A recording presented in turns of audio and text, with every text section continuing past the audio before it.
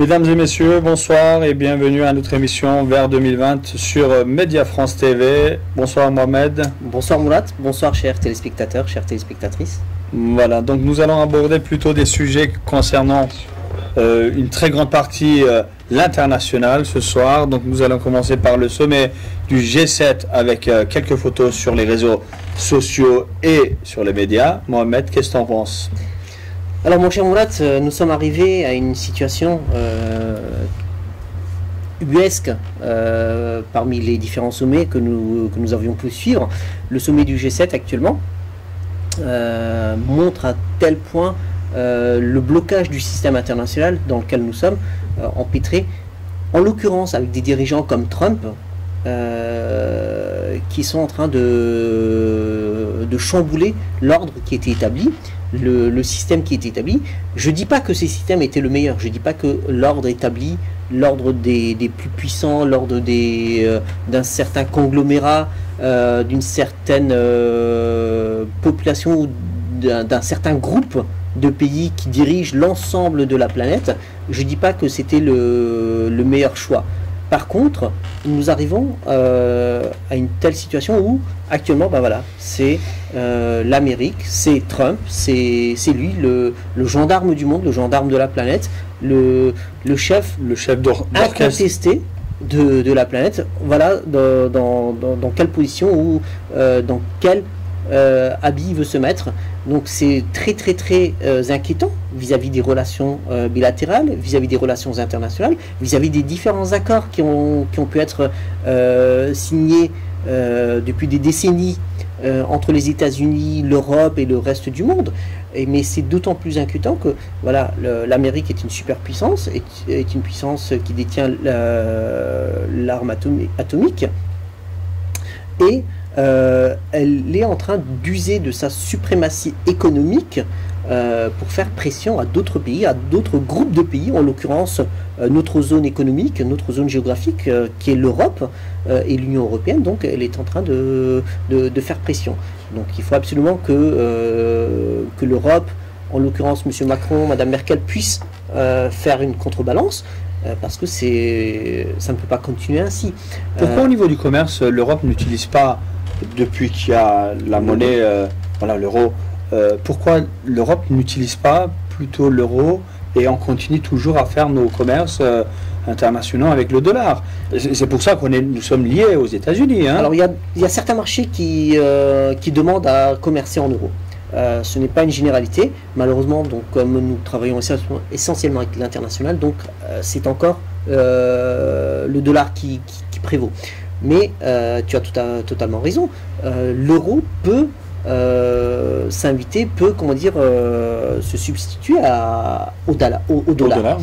Mais pour ça, il faut qu'il y ait des décisions très importantes qui soient prises non seulement par les pays, mais aussi par les groupes de pays comme l'Union européenne et d'autres groupements de pays, que ce soit en Asie du Sud-Est, dans le Pacifique. Une petite parenthèse, par exemple, les affaires commerciaux entre la Russie et la Turquie, ils ont pris une décision de faire à chaque fois l'échange avec la monnaie du pays en question. Avec la monnaie du pays. Sans passer avec l'euro ni avec le dollar. C'est possible, mais nous sommes tellement dépendants du système américain, nous sommes tellement dépendants de l'économie, des brevets américains, du commerce américain, que c'est très complexe. Actuellement, une multitude d'entreprises françaises, européennes, qui travaillent, qui produisent, qui font du business en Europe, dépendent des lois américaines. Pourquoi ? Parce que ces entreprises européennes, ces entreprises françaises ont été rachetées à un moment donné par une entité, par un conglomérat, par une holding américaine. Donc à partir de là, en fait, c'est les lois américaines qui vont prévaloir sur les lois nationales et européennes. C'est ça qu'il faut comprendre. Donc actuellement, nous sommes vraiment face à une hégémonie de la part de l'Amérique.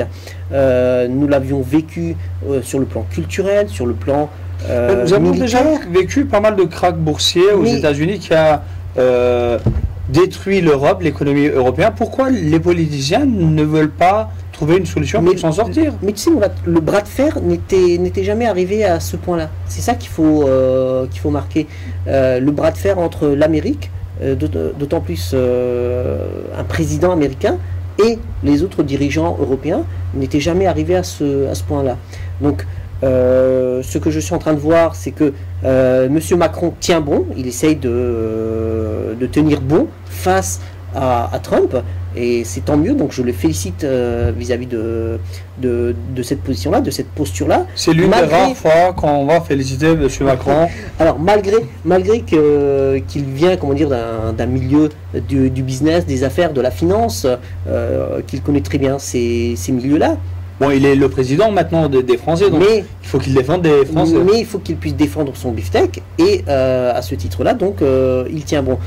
Espérons que Mme Merkel et le reste des grands dirigeants de cette planète puissent tenir bon, parce que c'est vraiment très très très inquiétant. À la veille d'un sommet Trump-Kim, qui va avoir lieu à Singapour, donc c'est aussi, comment dire, une situation ubuesque. Voilà, quelques semaines auparavant ou quelques mois auparavant, on n'aurait jamais pu imaginer que Donald Trump puisse rencontrer Kim, puisse échanger une poignée de main. Les événements se sont déroulés à une telle vitesse, très rapidement. Donc qu'est-ce qu'il se cache derrière ce rapprochement? Donc voilà. On ne peut pas, comment dire, on ne peut pas, comme accord derrière. On ne peut pas ne pas se poser cette question-là. Voilà. Donc connaissant Trump, connaissant sa façon de faire. Parce que Kim en avait un peu.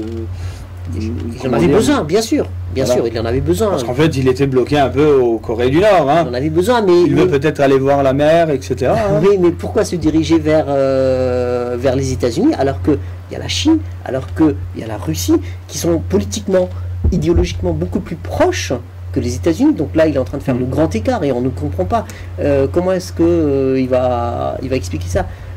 Bien sûr, je suis pour qu'il y ait des rapprochements entre les deux Corées, qu'il y ait si ça peut apporter la paix. La paix, bien sûr, qu'une paix durable soit signée, que les familles qui ont été décimées, qui ont été séparées, puissent se réunir, que cette réunification entre ces deux pays frères, ces deux peuples frères, puisse se faire. C'est un seul peuple. Ça, c'est le souhait qu'on peut avoir. C'est comme l'Allemagne. Rappelle-toi des deux Allemagnes que nous avions dans les années 80, la RFA, la RDA.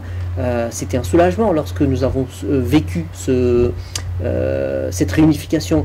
Je le souhaite aussi pour la Corée du Nord et la Corée du Sud. Mais les événements ont eu lieu à une telle vitesse qu'on a du mal à se cacher. Il n'y a plus de logique.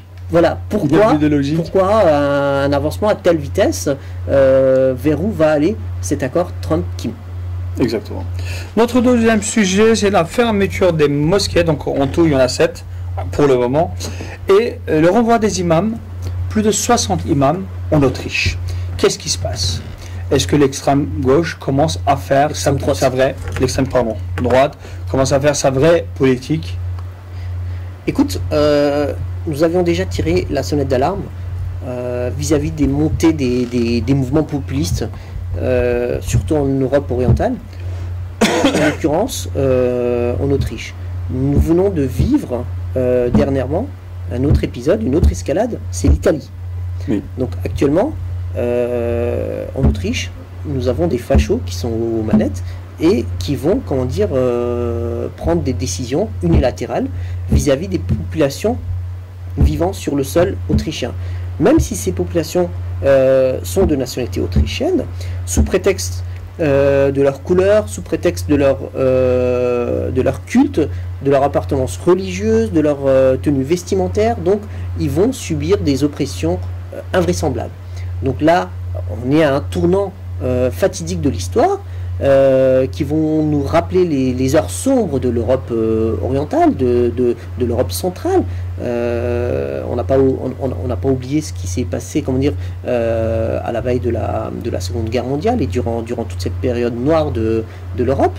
Voilà. Sauf que ce ne sont plus les mêmes cibles. Actuellement, les musulmans sont pris pour cible pour n'importe quel fait et geste. Donc là actuellement, voilà, ce sont les mosquées qui sont visées, en l'occurrence des mosquées turques. Donc il y a une islamophobie qui est grandissante, qui est apparente, qui est inéluctable, mais derrière ça, en ciblant en plus une population bien précise, en l'occurrence des imams à grande majorité issus de la communauté de la diaspora turque et des mosquées fréquentées pour la grande partie par des fidèles issus de l'immigration turque. Donc là, c'est un signal fort à la Turquie qui est envoyé.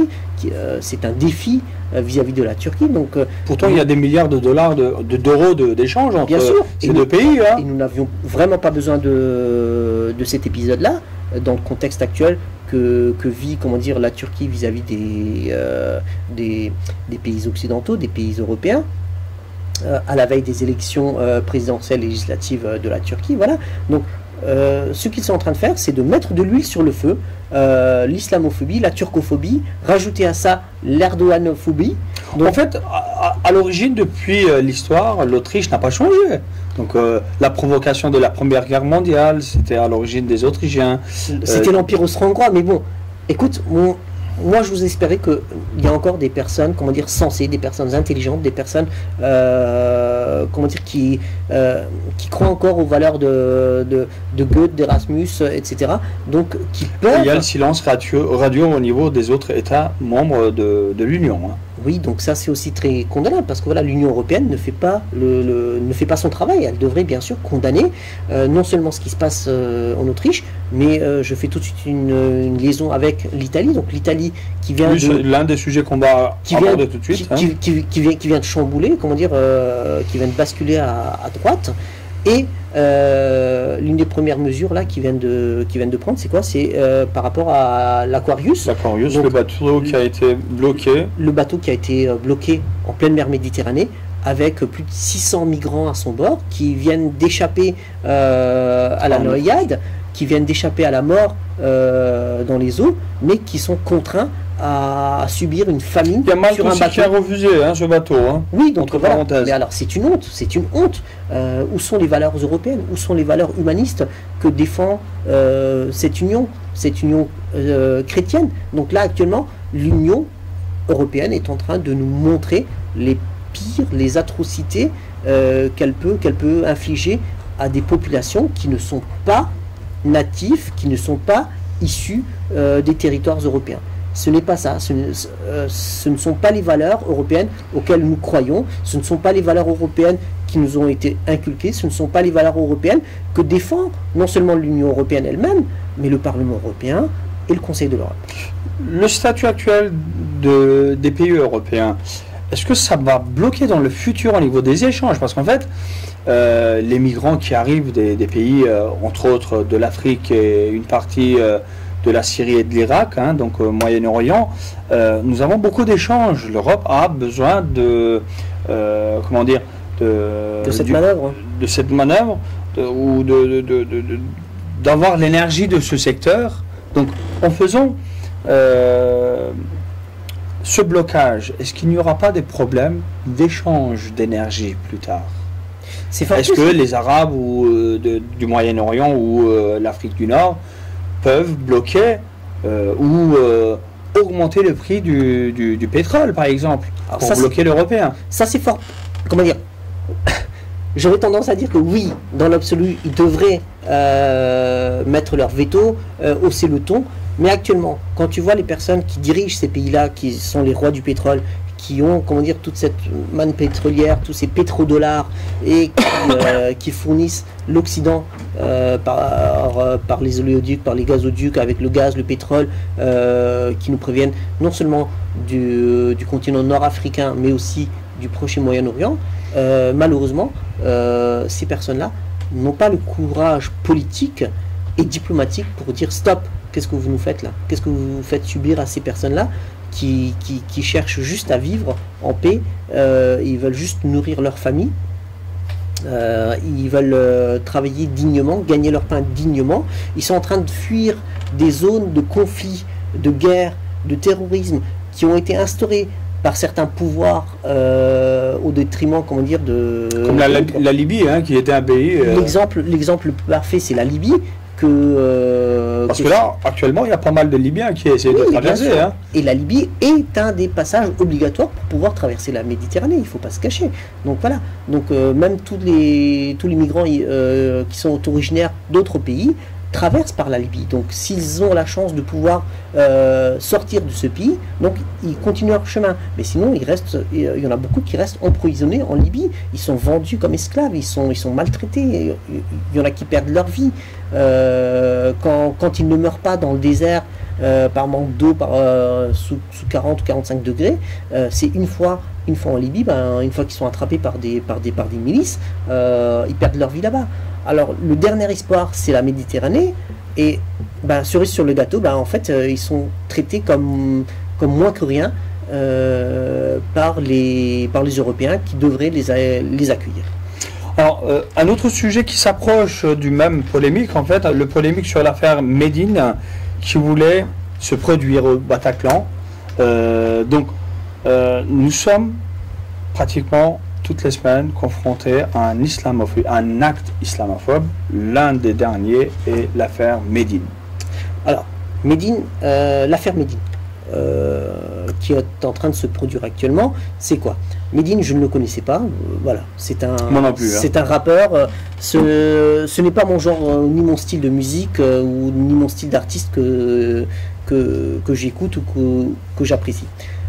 Par contre, par rapport à une liberté d'expression, par rapport à la liberté de la presse, par rapport à la liberté tout court de pouvoir s'exprimer librement, voilà un autre exemple qui nous montre que voilà, donc la liberté en France, la liberté d'expression, elle est à géométrie variable. La liberté d'expression, elle est d'accord pour une certaine population, mais pas d'accord pour une autre.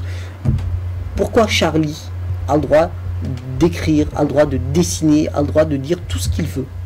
Pourquoi Charlie peut se vanter de traiter de n'importe quel nom d'oiseau des personnes ou des personnages très sains ou des personnalités très importantes, et on ne leur dit rien? Et là, voilà, donc Charlie a une totale liberté de parole, a une totale liberté de fait. Par rapport à entre parenthèses, Charlie attaque toujours le même milieu, hein? Bien sûr. N'attaque pas ailleurs. Tout à fait. D'accord. Et là, donc voilà, un artiste qui veut se produire au Bataclan. Bataclan, c'est une salle mythique, c'est une salle symbolique, et actuellement, elle a encore beaucoup plus de valeur aux yeux des Français.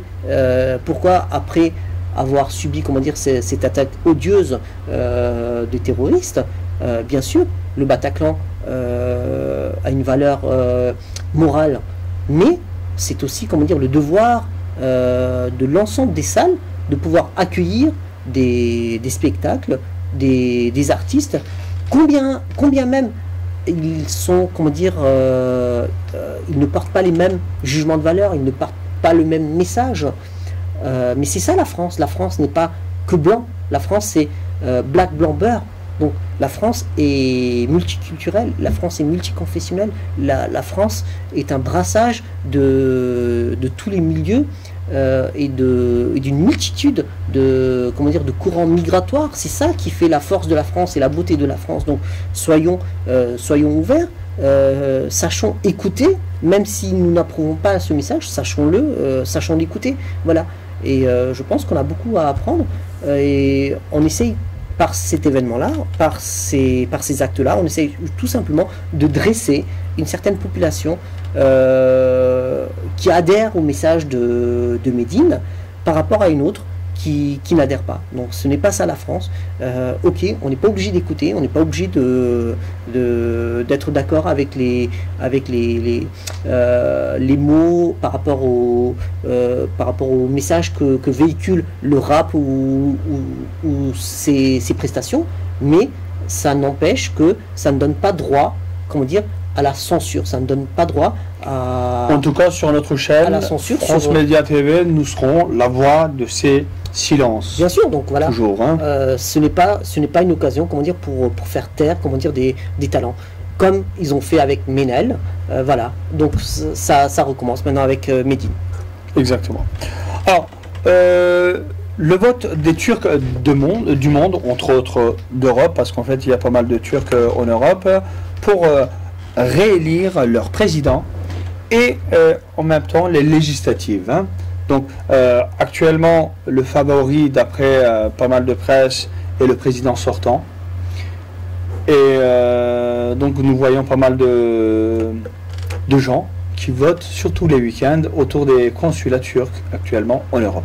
Bah écoute, c'est un devoir civique, un devoir civique que sont en train d'accomplir les Turcs de par le monde. Donc en France, nous sommes en train de voter pour élire, comme tu l'as dit, le futur président de la République et de voter pour élire de nouveau Le Parlement. le Parlement et le choix des futurs députés qui vont y siéger. Donc moi ce que j'en note, c'est que c'est une superbe c'est un superbe exercice de démocratie qui est en train d'être vécu. J'ai encore fait un tour là tout à l'heure au bureau de vote. Donc nous avons des sympathisants de tous les acteurs, hein, de tous les prétendants à cette présidentielle, aussi bien de l'AKP, du CHP, du ADEP, du HDP. Voilà, ils sont tous présents. Ils sont tous présents là, voilà. Donc c'est ça le jeu de la démocratie, c'est ça le jeu, comment dire, de... Ça a l'air de se passer en paix. Par contre, ça se passe très bien. Il y a une chose qui nous choque un peu. Les franco-turcs ne sont pas, comment dire, ne courent pas aux urnes quand il s'agit des votes en France. Tout à fait. Par contre, pour leur pays, ça soit l'extrême gauche, l'extrême droite, oui, ou ceux qui sont au centre, ils sont en train de faire la queue, surtout samedi et oui, dimanche. Oui. Il y avait pratiquement 500 personnes qui faisaient la queue pour Oui, pouvoir voter pour la Turquie, alors qu'ils vivent 11 mois minimum en France. mais écoute, ça c'est une réalité, comment dire, sociologique du Turc en général. Voilà, nous sommes une Est-ce que la population... France influence aussi ces gens-là? Parce qu'en fait, Non, en c'est même France, pas c'est ça. vrai que C'est même le pas taux ça. de participation est très bas. En Turquie, c'est pratiquement, nous sommes pratiquement à 100%. Hein. Entre 80 et 85%. Alors, ce qui influence les gens, c'est que nous sommes tous bords politiques confondus, hein, de l'extrême gauche à l'extrême droite, en passant par les modérés, par les libéraux, par les islamo-conservateurs, comme ils aiment bien l'appeler. Voilà, donc tous bords confondus, la population turque, dans sa globalité, est super politisée. Donc ça va du plus jeune âge jusqu'au grand-père, à la grand-mère. Donc même si les personnes ne savent pas lire, pas écrire, ils ont un avis politique par rapport aux dirigeants, par rapport à leur maire, par rapport à leurs députés, par rapport à leur ministre. Ça, c'est la réalité sociologique de la Turquie. C'est aussi valable en Grèce, c'est aussi valable pour les Grecs, c'est aussi valable pour les Libanais. Nous sommes dans un bassin où les gens sont dans un beaucoup bassin plus politisés. méditerranéen qui sont super politisés. Ben, il y a aussi un historique par rapport à ça. Donc ce sont des pays qui ont subi pas mal de tumultes et de turbulences politiques dans le passé. Coup de l'armée aussi. Des coups d'État. Par rapport à la Turquie, donc des ministres ou des premiers ministres qui ont été, comment dire, exécutés, pendus sur la place publique. Donc ça, c'est, comment dire, ça a marqué l'esprit des personnes. Donc d'autant plus que, voilà, actuellement, la population turque y tient à cette démocratie. Elle veut jouer le jeu, elle veut, comment dire, marquer son empreinte en faisant son choix, quel que soit le choix d'ailleurs. Hein. Donc l'important, c'est qu'il y ait un choix. Que ce choix soit légitime de par la participation, de par le taux de participation, c'est ça qui est le plus important. Et je pense que les élections qui ont lieu en Turquie ont beaucoup plus de légitimité que des élections qui ont lieu en France, en Allemagne ou en Belgique, qui ont des taux de participation de 20-30%. Donc quand je vois que nous avons des députés qui ont été élus avec 20-25% de suffrage, c'est lamentable. 15,3. Oui, donc c'est lamentable. Donc c'est pour dire donc l'importance de cette participation-là. Et tant mieux qu'il y ait, comment dire, un tel engouement. Moi, quand je vois des bus entiers de personnes, comment dire, qui font 200-300 km pour venir voter, c'est pas le bureau de vote qui est au coin de la rue où on va voter en 3 minutes et on ressort, quoi. C'est pas ça. Là, c'est qui viennent de 200-300 km. Ils font 300 km, ils attendent pendant 3 heures leur tour pour pouvoir mettre... Puis ils font le retour, quoi. Voilà, pour pouvoir mettre ce petit bulletin dans l'urne. Voilà, c'est aussi ça le jeu de la démocratie quand on tient, comment dire, à la stabilité de notre pays d'origine. Mais il y a aussi un point qui est très important, c'est la participation de ces mêmes populations qui sont issues, pas que les Turcs, pas que les populations franco-turques, mais aussi les populations franco-maghrébines, franco-algériennes, franco-marocaines, etc. Voilà, toutes ces personnes-là ont un tel engouement, un tel attachement à leur pays d'origine, qui n'ont peut-être même pas vu, pour la plupart, qui n'ont même pas vécu, pour la grande majorité, ils n'y ont jamais vécu. C'est juste des vacances entre familles, c'est juste, comment dire, 2-3 semaines par an, et encore, quand ils le peuvent, tu vois. Mais il y a quand même un attachement aux racines de leurs parents, de leurs grands-parents. Donc, moi, ce que j'appelle, c'est que cette population-là, ces jeunes, ces moins jeunes, s'intéressent aussi à la politique en France. Ces personnes-là qui sont tellement, comment dire, intéressées, tellement omnibulées par les élections de leur pays d'origine. Ce qui est fabuleux, hein. Que je félicite d'ailleurs, voilà, parce que c'est notre force, cette double appartenance. Je les appelle aussi à prendre acte et à montrer de l'intérêt vis-à-vis de ce qui se passe sur le sol français et européen. Parce que c'est ici qu'ils vivent, c'est ici qu'ils font leur famille, c'est ici qu'ils font, comment dire, leur foyer, c'est ici comment dire, qu'ils vont évoluer sur le plan professionnel, sur le plan, comment dire, familial. Voilà. En l'occurrence, ils vivent ici. Donc j'en appelle à ces personnes-là à ce qu'ils prennent acte et qu'ils prennent, comment dire, initiative à participer massivement aux élections françaises, européennes. Alors j'aimerais faire juste un petit lien donc avec l'Autriche. On sait que une très grande majorité des électeurs turcs d'Europe sont pro du parti du président Erdogan. Donc est-ce que l'anti-turc qu'on vit depuis un moment en Autriche est plutôt lié à cela? Parce qu'en fait, le parti du président Erdogan tourne autour de 70% des voix des Turcs d'Europe. Mais tu sais, Murat, il y a une réalité qu'il ne faut pas se cacher.